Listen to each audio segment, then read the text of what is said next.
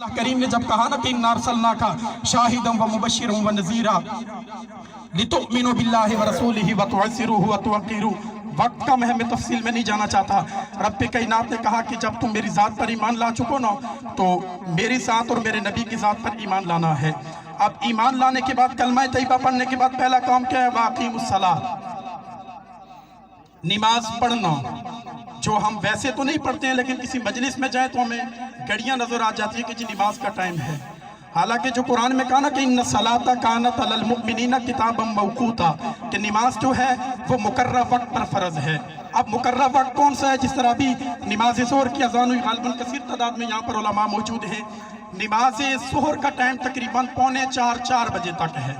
अब इसके अंदर तुम जब पढ़ो वो नमाज अदा होगी। हाँ, जब खेल कूदो तो फिर पहले नमाज पढ़नी चाहिए, लेकिन जहाँ पर अल्लाह और उसके रसूल के जिक्र की बात की जाए, अल्लाह के महबूब नबी ने फरमाया कि एक बंदा पूरी रात इबादत करता रहे, नफली इबादत करता रहे, एक बंदा सुबह उठकर बीदार होकर कुरान और हदीस की एक बात सुने, ताजदार अरब व अजम ने फरमाया कि वो इंसान आला व अरफा है।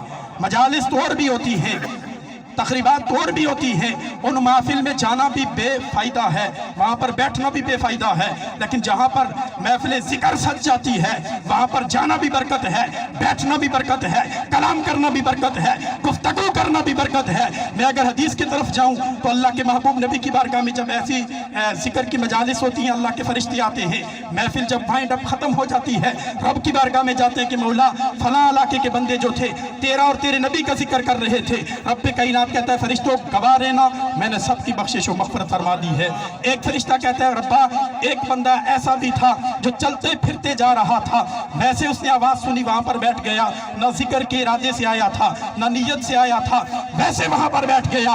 रब कायनात ने कहा फरिश्तों गवाह रहना, अहले जिक्र की वजह से मैंने उसकी बख्शिश और मग़फ़िरत फरमा दी है।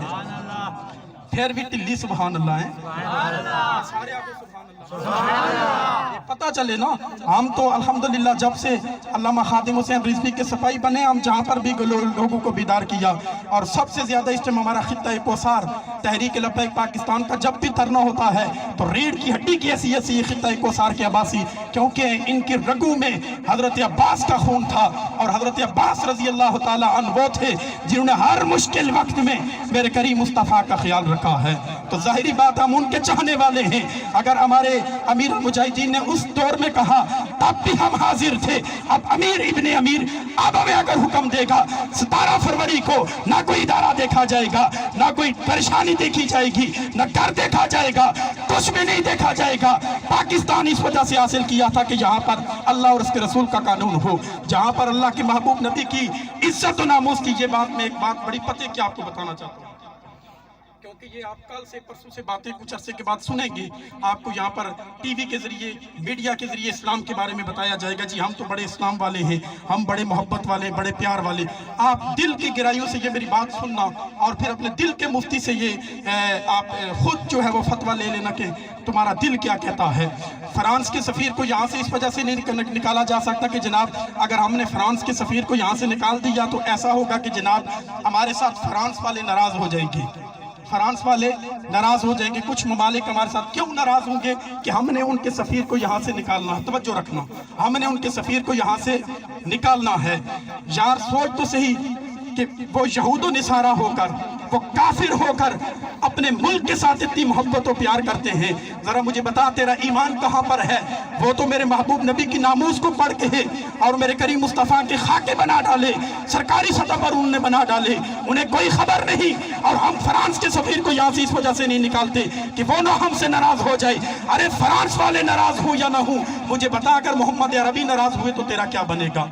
खुदा की कसम जिसके दिल में जर्रा बराबर भी गैरत ईमानी है, वो इस मुतालबे से 1 इंच पीछे हटने के लिए तैयार नहीं। उसे पता है अल्लाह के महबूब नबी की इज्जत और नामूस जो है ये पहले है, बाकी काम बाद में है। अरे अगर उनके अंदर इतनी गैरत है, तुम्हारी गैरत कहाँ है? तुम्हारा इस्लाम कहाँ है? तुम्हारा दीन कहाँ है?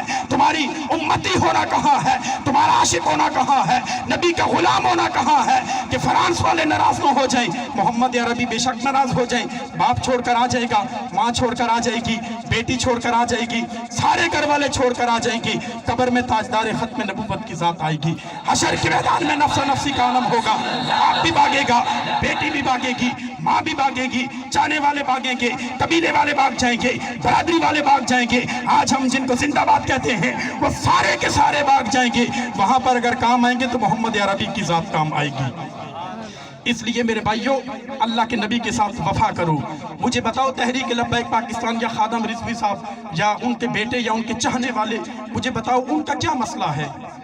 ساری زندگی جس بندے نے ایک مسجد میں گزار دی اور پھر نہ تو دولت کے بارے میں دیکھا نہ شہرت کے بارے میں, محکمہ اوقاف کے سرکاری خطیب تھے اس کو بھی آپ نے چھوڑ دیا, سب کچھ چھوڑ چھڑا کر اللہ کے محبوب نبی کے ساتھ وفا کی.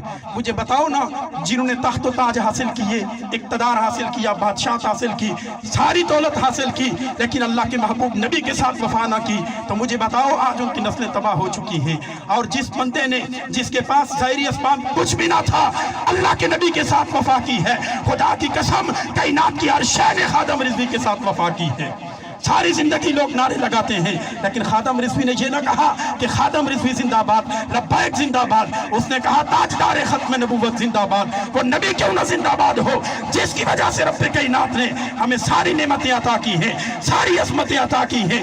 اس لیے میرے بھائیوں, کوئی ڈرنے کی بات نہیں, کوئی جھکنے کی بات نہیں. خدا کی قسم مینار پاکستان کے اندر کروڑوں کی تعداد میں اس شکان مصطفیٰ نے خادم حسین رضوی کے قدموں پر ہاتھ رکھ کر بیعت کر کے آئے تھے کہ ناموس رسالت کی خاطر ایک جان کیا, لاکھ جان ہم قربان کرنے کے لیے تیار ہیں. اگر وہ یہود و نصارہ ہو کر فرانس کے ساتھ وفا کرنے کے لیے تیار ہے, خدا کی قسم ایک بچے سے لے کر ایک بابے تک, ایک بابے سے لے کر ایک جوان تک نبی کی ناموس پر کٹ مرنے کے لیے تیار ہے. جڑا جڑا تیار ہاتھ کھڑے کرو, ذرا پتہ تو لگے نا. یہ بات ذہن میں رکھنا, ہم جس نبی کی بات کرتے ہیں نا وہ ہمارے دل کے ارادے بھی جانتا ہے. میں کیا سوچ رہا ہوں, آپ کیا سوچ رہے ہیں, میرا نبی اس سے بھی باخبر ہے.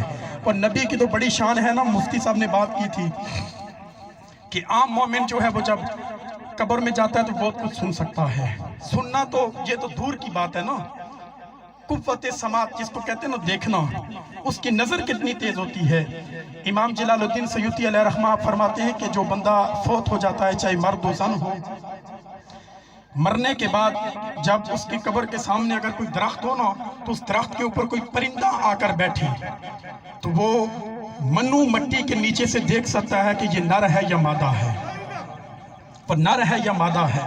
یہ رشتہ ہمیں اللہ کے نبی دے کر گئے, اور اسلام ہمیں یہ رشتہ دے کر گیا کہ ہر مسلمان دوسرے مسلمان کا بھائی ہے.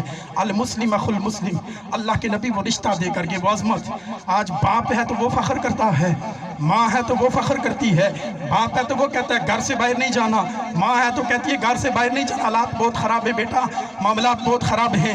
لبیک والے راستے بند کر دیتے ہیں, روڈ بند کر دیتے ہیں, مسائل پیدا ہوتے ہیں, سکول کا معاملہ ہے, کالج کا معاملہ ہے. میں نے کہا افسوس وہ ماں کہاں سے آئی.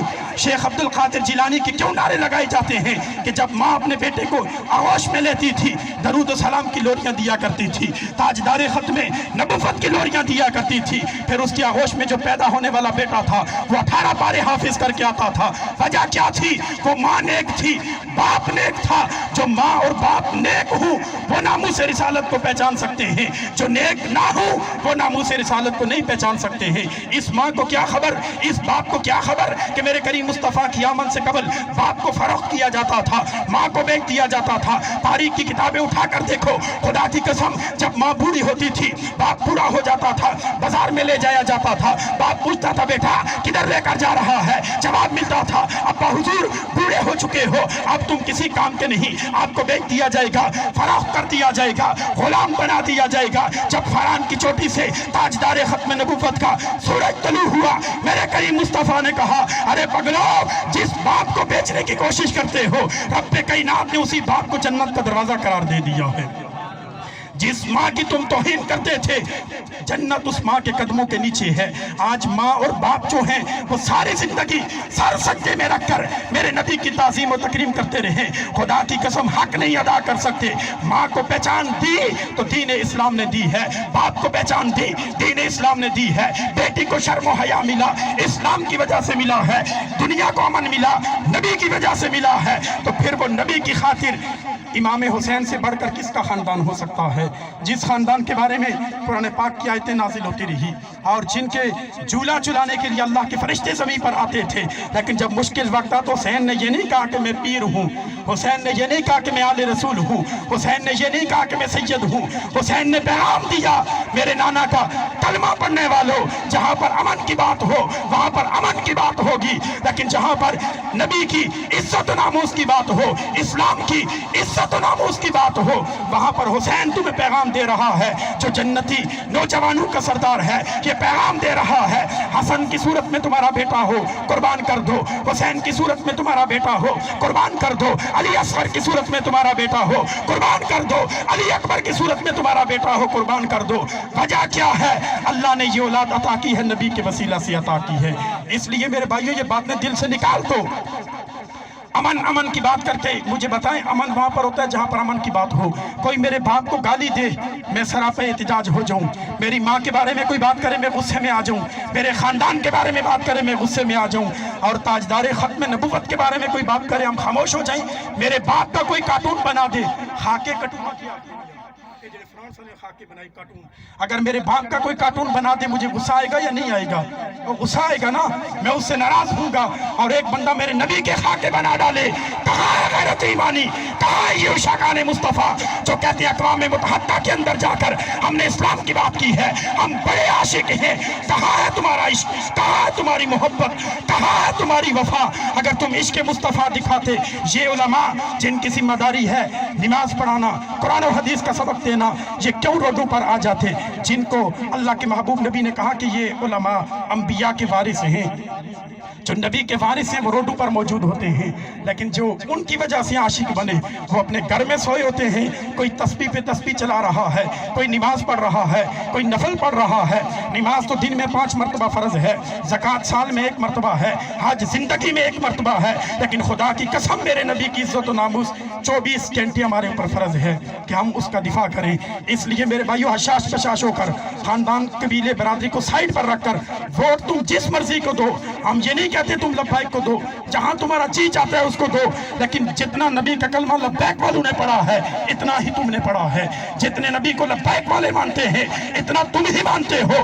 لبیک والوں کی قبر میں بھی یہی نبی آئے گا، تمہاری قبر میں بھی یہی نبی آئے گا۔ اس لیے ہم یہ کہتے ہیں کہ نبی کے ساتھ وفا کرو۔ جو بندہ یہ کہے کہ لبیک کا نعرہ بھی سیاسی ہے اور یہ سیاست کی بات کرتے ہیں، خدا کی قسم وہ سوچے کہ جس بندے کو اللہ کے محبوب نبی کا نعرہ سیاسی نظر آئے، یوں سمجھو کہ وہ ایمان سے خالی ہے، کہ جس کے دل میں ایمان ہو وہ ہمیشہ نبی کی بات کرتا ہے۔ تو ہم اس سال ثواب کی بزم میں یہاں پر آئے، ہم